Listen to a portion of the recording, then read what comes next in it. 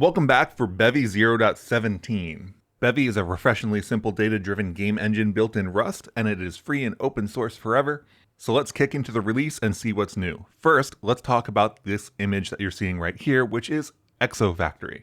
Exofactory is a factory automation game that you can go wishlist on Steam right now, built in Bevy. And of course, as always, Bevy.org has the migration guide in case you're trying to update from a previous version, as well as the full release notes if you want to read them. And let's kick off the features with a major rendering flashy feature, that is Bevy Solari, or ray traced lighting.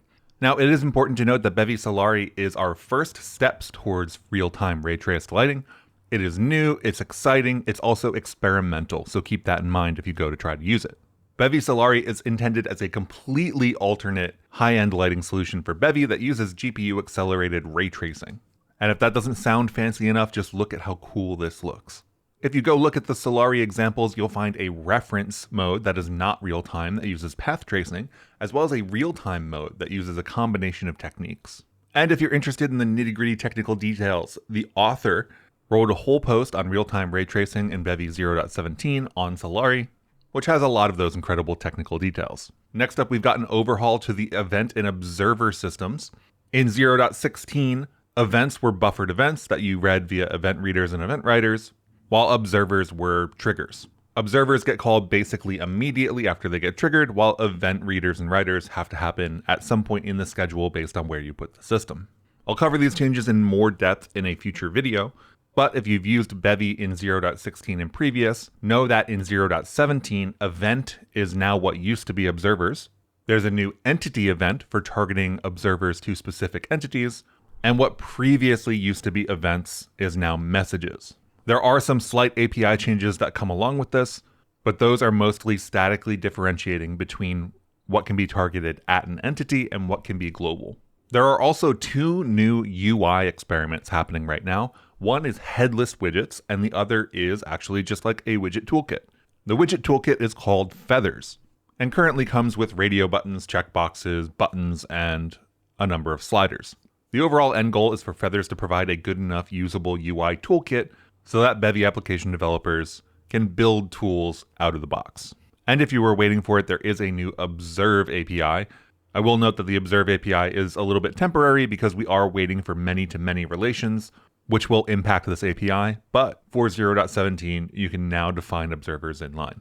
Similarly, and at a little bit of a lower level than Feathers, is the headless widgets. The idea for these is that it's all of the functionality you would need for, say, a button or a slider, but none of the visuals that you would need.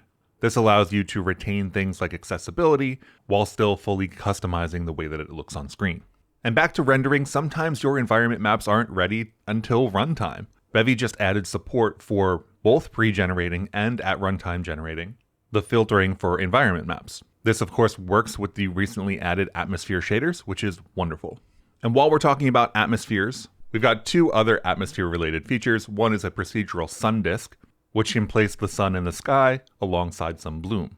And also, if you want to get high in the air into space, Bevy's atmosphere support now includes a ray-marched rendering path. Keeping it up with something from rendering that I'm really excited about, having just worked on replicating some Tunic features, is light textures or light cookies. This allows you to specify textures for point light, spotlight, and directional lights.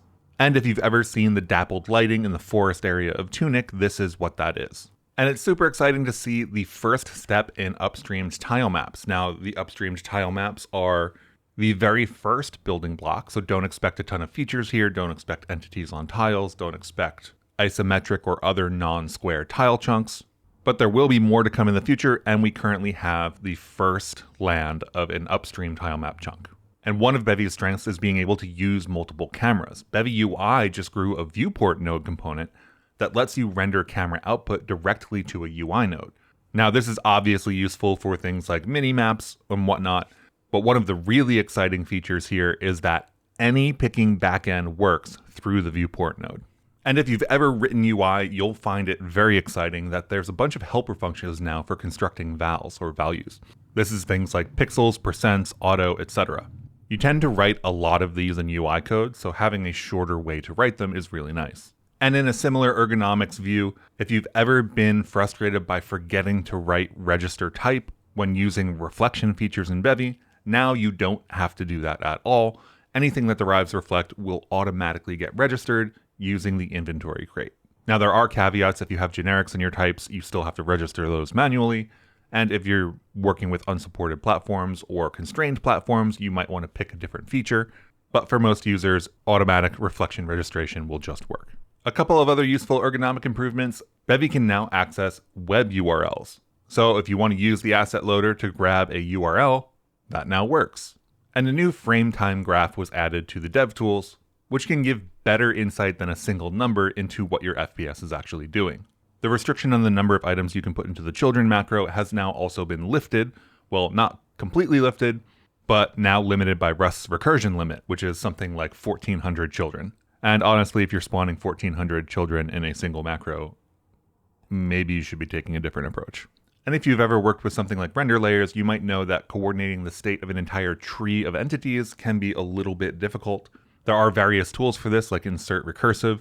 But since Bevy already uses patterns like this for things like transform propagation and visibility, this has now been brought out into a HierarchyPropagate plugin, which will make it easier to propagate components down trees of entities. And finally, there's always what's up next. There are a number of things I'm aware of that I'm excited for, but I'm only going to talk about what's in the post today. BSN, or Bevy's next generation scene and UI system, has a draft PR already up on the repo. This is generally considered a working prototype, and the current plan is to land this for 0.18. This would be a huge improvement to what people are already doing with an impl bundle return, so I'm very excited to see this getting prioritized. Feathers, which we talked about earlier, will also get more widgets, and in accordance with BSN landing, will start to work on top of BSN, which should enable more features and more widgets. For those of you who have worked with Bevy before, you might have used Bevy Inspector eGUI or a similar inspector. These inspectors are highly valuable, especially if you're unfamiliar with the way that the structure of your application works.